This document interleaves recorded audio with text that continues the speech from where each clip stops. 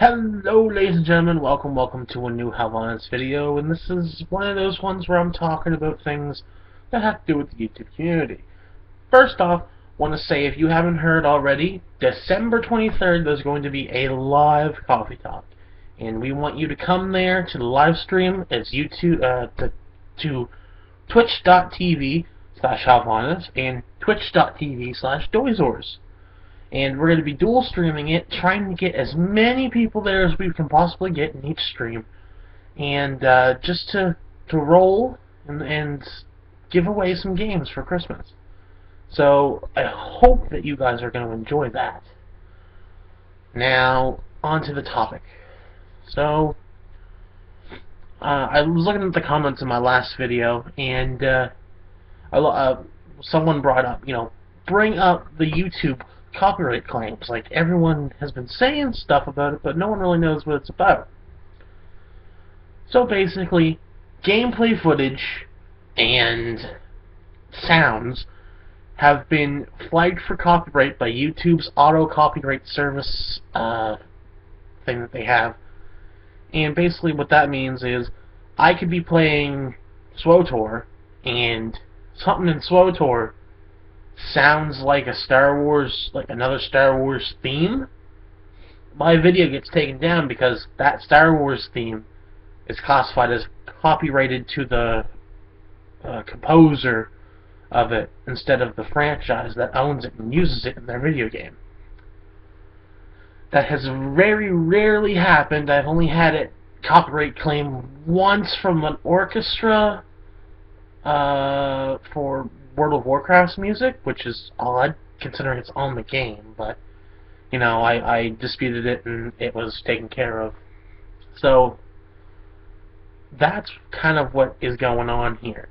But it's targeting people who use it for parodies. It's targeting people who use it as a legitimate form of review.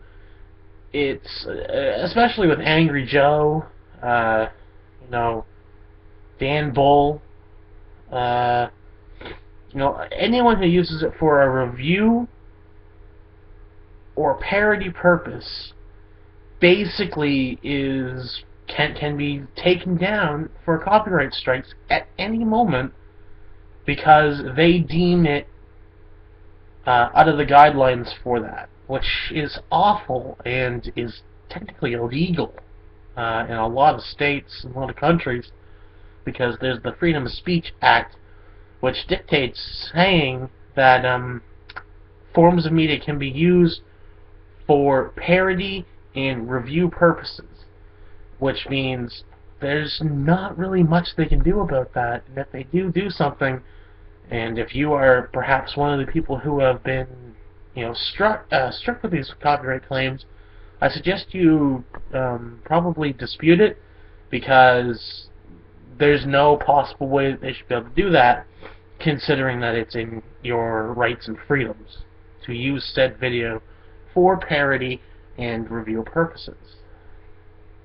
So a lot of people are saying, but people like Angry Joe, they use very little game footage, and sometimes they'll use a copyrighted song and they don't get copyrighted. That's because under a law, there's an act on the internet.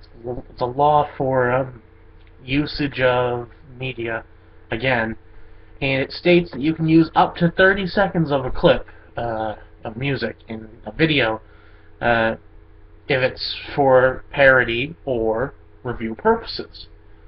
So in that case, Angry Joe is fine when he does that. But if there's gameplay of it, something in there, and there's a sound in the gameplay, that can sometimes cause a copyright trigger to go off on YouTube's automated system. And a lot of people think, well, people are looking over these videos. No, this whole thing is automated. It uses it with an auto match system and says, oh, this person has this in it, and it belongs to this person, and in their title it says nothing crediting that person. So it's a copyright strike, which is absolutely bullshit, which I don't I don't think should ever be brought up on YouTube, especially. You're affecting people's livelihoods here. And, it's not like, oh, I use Beethoven's music. Oh, better not say the word Beethoven, I'll make a copyright claim for that. I used a famous composer's music. Well, that composer doesn't really receive the benefits of the royalties for it anymore. The record company does. See, words are hard. I'm sorry. I apologize. Words are hard. The record company does receive those benefits because they were signed. Well, and they were signed. Now, I said composer, but composer can mean anything. So that's kind of like a brief rundown of it, and I don't think, and I personally have had it happen. I mean, Torre has had it happen with his air conditioner. It auto-matched the sound of his air conditioner with an air conditioning company and gave him a copyright strike because of it, which is absolutely ridiculous. But at the time, it was funny to me because I was, even if that would have happened, I'm protected from my partnership. Unfortunately, fortunately or unfortunately, Tor's not with a partner. Like, he's not partnered under Maker. He's not partnered under, Polaris or anything like that. He is his own person. He's just making videos because he likes to make them. He wants to make them on his own time and doesn't want to be bound by a company, which I agree with. And I'm glad that Maker is a company that says you don't have to put out a video every so often. You don't have to do that. Once you have earned the right to become one of our partners, you're our partner. You go ahead and reap the benefits, and we'll get a cut of your monetization, which is like 10%, I think, which is not bad considering that most people want to take a 50% cut, which is ridiculous. Anyway, I'm rambling on that video, but I do have a couple more down the pipe here, and it's probably going to involve me tonight. Same shirt. Hope that doesn't affect you guys. But I do want to get out some more of these little videos so I can explain the situation and why I haven't been really making videos a lot. Anyway, I'm going to go into the next topic for next video.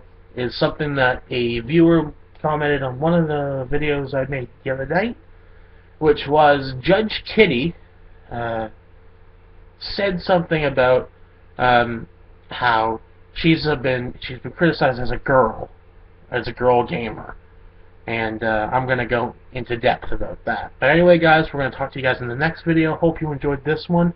Above all else, stay copyright free and peace out. See you next time.